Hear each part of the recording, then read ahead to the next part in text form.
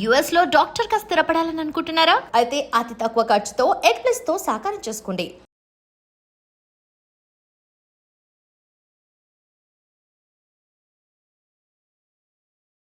నమస్తే, నేను Kavitha. Welcome to I dream.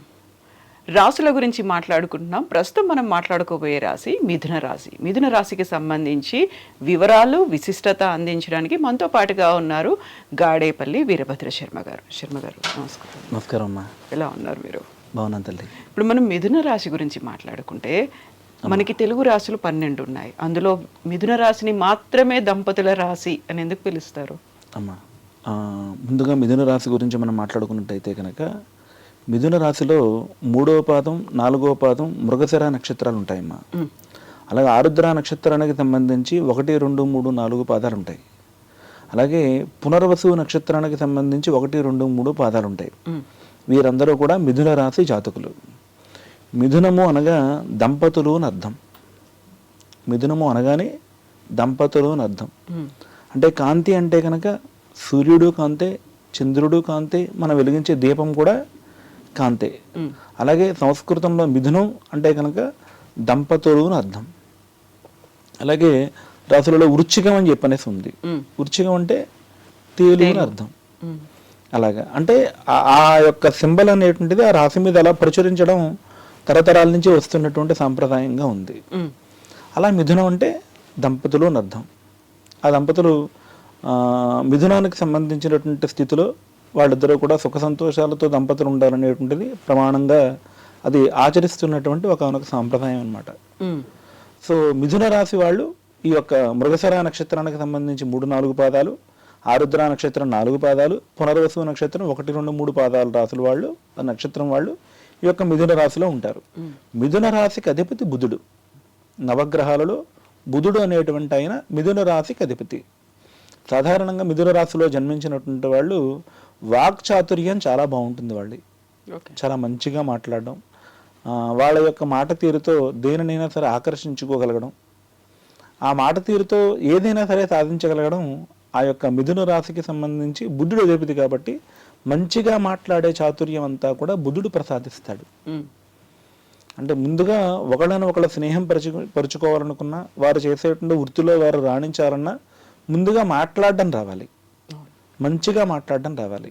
Communication skills అంటాం మనం. అవును, ఆ కమ్యూనికేషన్ స్కిల్స్ ఇచ్చేటువంటిది బుధగ్రహం.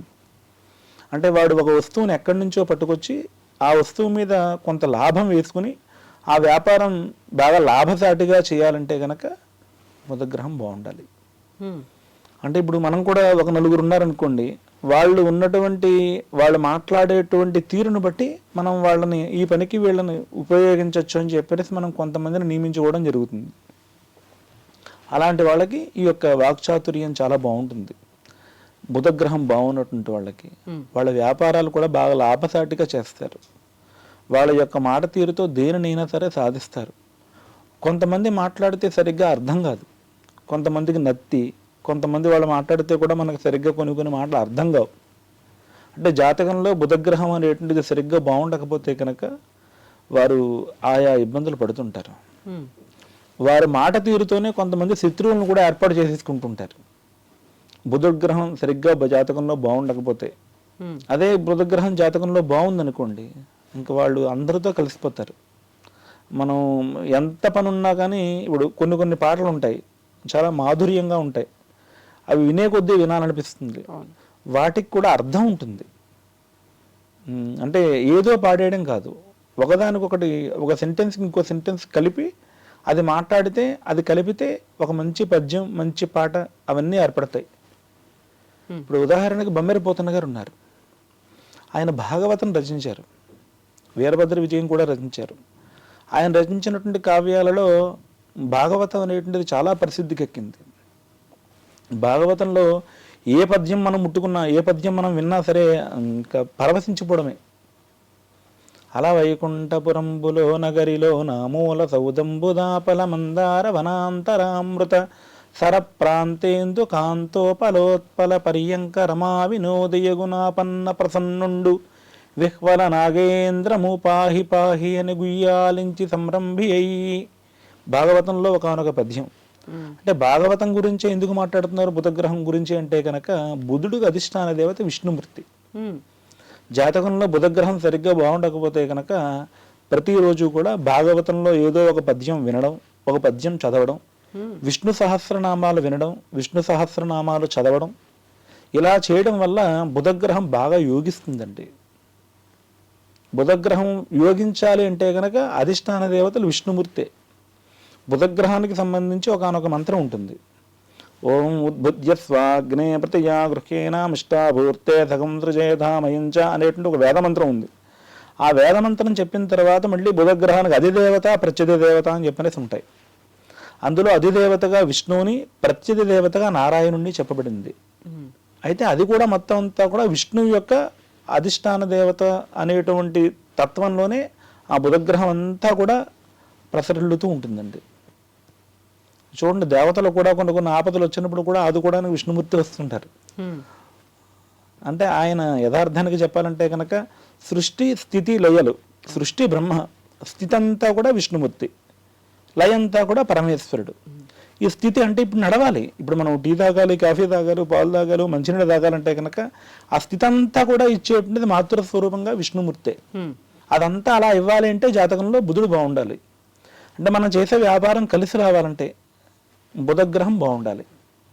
బుధగ్రహం బాగుండకపోతే వాడు ఎన్ని వ్యాపారాలు చేసినా ఆ వ్యాపారాల్లో వాడు నష్టమే చూస్తూ ఉంటాడు. వాడు అంటే వాడు 1000 రూపాయలు పెట్టి ఒక వ్యాపారం పెట్టాడు. ఆయనకి ఒక 1000 రూపాయలకి ఓ 50 100 కలిసి వస్తే అందం, ఆయన 900 వస్తే అంటే 100 రూపాయలు నష్టపోయాడు. అంటే జాతకంలో బుధగ్రహం బాగుండకపోతే అలాంటి నష్టాలు వస్తుంటాయి. ఒక ఆయన కూరగాయలు అమ్ముతున్నారు. అయ్యా ఇదంతా అని చెప్పనేసి అడిగాం ఏదో కూరల్ని. అది 100 రూపాయలమ్మా అన్నాడు అనుకోండి. ఆయన బాబు ఏమన్నా తగ్గిస్తామని ఏం లేదు వెళ్ళిపోంటే ఇంక మనం ఆయన దగ్గర కొన్న బుద్ధి కాదు మనకి. ఇంచేతంటే ఆయన మాటలో కొంచెం చాకచక్యం లేదు.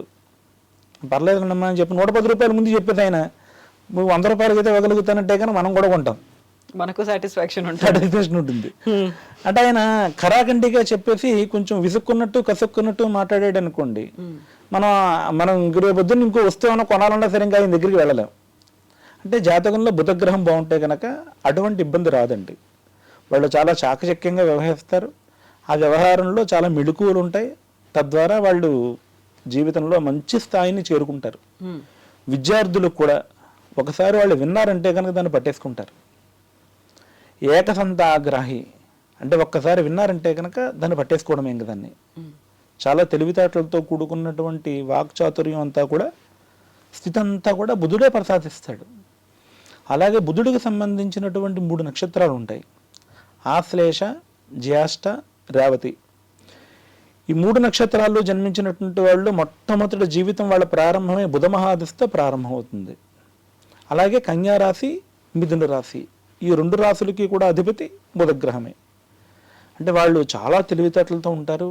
వాళ్ళు ఒక్కసారి ఏదైనా విన్నారంటే కనుక దాన్ని ఆటోమేటిక్గా బ్రెయిన్లో పెట్టేసుకుంటారు. వాళ్ళకి సాధారణంగా మతిమరుపు అనేటువంటి సరిగ్గా జాతకంలో చాలా బాగుంటుంది. వాళ్ళకి అసలు మతిమరుపు అనేటువంటిది వాళ్ళ జీవితంలో అసలు ఉండదు, అంత బాగుంటుంది. అంటే బుధగ్రహం జాతకంలో బాగుంటాయి. అంటే మిథున రాశిలో పుట్టినటువంటి వాళ్ళందరికీ నేను ఈ ఫలితం ఉంటుంది అని చెప్పి మీతో చెప్పాను. అవును కదా, అక్కడ అధిపతి అన్నారు, మహర్దశ అన్నారు. మళ్ళీ అందులో ఉన్నటువంటి రాశులు 3 రాశులు 9 పాదాలు ఉన్నాయి. మళ్ళీ సెపరేట్ గా మీరు మళ్ళీ ఇంకొక 3 నక్షత్రాల గురించి చెప్తున్నారు. అవును, అంటే మనకి మొత్తం 27 నక్షత్రాలు ఉన్నాయండి. ఒక్కొక్క నక్షత్రం కూడా కలిసి 4 పాదాలు ఉంటాయండి. 27 × 4 = 108. అంటే ఒక భగవంతుడి యొక్క అర్చన చేస్తే అష్టోత్తర శతనామావళి అని చెప్పి 108 నామాలతో పూజిస్తాం మనం. ఒక అయ్యప్ప స్వామిని 108 నామాలు, వినాయక స్వామి వారి 108 నామాలు, 109 నామాలు ఉండవు, 107 నామాలు ఉండవు, 108 ఉంటాయి. అంటే 108 ఎందుకు పెట్టారు అంటే కనుక 108 నామాలతో నువ్వు నీకు ఇష్టమైన భగవంతుడిని కానీ నువ్వు కొలిచి నువ్వు పూజ చేస్తే కనుక సృష్టిలో అందరూ కూడా బాగుండాలని చెప్పి నువ్వు పూజ చేసినట్టే అర్థం అని మనకి భగవంతుడు మనకి ఈ ప్రకారంగా 108 నామాలు పెట్టారండి. అంటే అశ్విని నక్షత్రం లాగా అయితే రేవతి నక్షత్రం వరకు 27 నక్షత్రాలు. 27 నక్షత్రాలకి 27 4 పాదాలు చొప్పున ఉంటాయి. 27 × 4 = 108. అంటే 108 నామాలతో మనం పూజ చేస్తే కనుక అశ్విని నక్షత్రం లాగా అయితే రేవతి నక్షత్రం వరకు పుట్టినటువంటి వాళ్ళు అందరూ కూడా బాగుండాలని నేను పూజించిన పరమాత్మని పూజించిన ఫలితం ఉంటుంది. నా ఒక్కడి కోసమే కాదు, నేను ఒక్కదాన్ని బాగుండాలి అనేది కాదు. కాదు మామూలుగా 108లో ఇప్పుడు విష్ణు సహస్రనామంలో కూడా మన నక్షత్రం ఏంటో తెలుసు, ఆ పాదానికి తగ్గట్టుగా ఆ సహస్రనామంలో అది చదివితే సరిపోతుంది ఆ శ్లోకాన్ని అనే ఒక మాట చెప్తూ ఉంటారు కదా. అవునమ్మా. అంటే ప్రతిదీ కూడా అంతా అంటే విష్ణు సహస్రనామాలు అంతా చదవాలంటే ఒక 30 నిమిషాలు 40 నిమిషాలు కేటాయించుకోవాలి. బాగా వేగంగా చదివేటువంటి వాళ్ళు అయితే 20 నిమిషాల్లో చదవగలుగుతారు అనుకోండి. అంటే కొంచెం వినసొంపుగా కాస్తంత మనం చెప్పింది కూడా భగవంతుడికి అర్థం కావాలంటే కనీసం ఒక అరగంట కేటాయించుకోవాలి. అంటే అరగంట అక్కడ కూర్చుని కేటాయించలేనటువంటి వాళ్ళు కనీసం నీ నక్షత్రం నీ పాదంలో ఉన్నటువంటి స్థితిలో ఒక శ్లోకం చదివితే సరిపోతుందని విష్ణుమూర్తికి దగ్గర చేసే పద్ధతిని దాన్ని ఏర్పాటు చేసినటువంటి సంస్కృతి అండి ఇది. అంతే తప్ప అంటే ఆ ఒక్క శ్లోకం చదివితేనే కాదు, యథార్థంగా చెప్పాలంటే విష్ణు సహస్రనామం అంతా చదవాలి. ఇప్పుడు మిథునానికి సంబంధించి మీరు చెప్పారు మహర్దశ ఉంటుంది, అధిపతి ఉన్నారు అని. మహర్దశ బాలేదు, బుధ మహర్దశ బాలేదు, ఆ 3 నక్షత్రాల వాళ్ళు ఏం చేయాలి? ఇప్పుడు మిథున రాశిలో ఉన్నటువంటి ఈ 9 పాదాల వాళ్ళు ఏం చేయాలంటారు? అంటే సాధారణంగా జాతకంలో లగ్నం అనేటువంటిది చాలా ప్రధానం అండి. అంటే ఇప్పుడు మనం ఈ రాశిలో పుట్టాం, మిథున రాశిలో పుట్టాం. సో మిథున రాశి వాళ్ళందరికీ కూడా బుధగ్రహం బాగుండాలి. బుధగ్రహం సాధారణంగా బాగుంటుంది. అయితే బుధుడు అనేటువంటి ఆయన ఒక లగ్నంలో పుట్టిన తర్వాత కొన్ని స్థితిగతుల్లో ఉంటే సరిగ్గా ఆయన ఆ యొక్క ప్రకాశాన్ని ఇవ్వరు అని ప్రమాణం. ఉదాహరణకి ఒక లగ్నంలో పుట్టినటువంటి జాతకుడికి 4వ స్థానంలో బుధగ్రహం ఉంటే కనుక సరిగ్గా అనుకూలించదు అని అర్థం.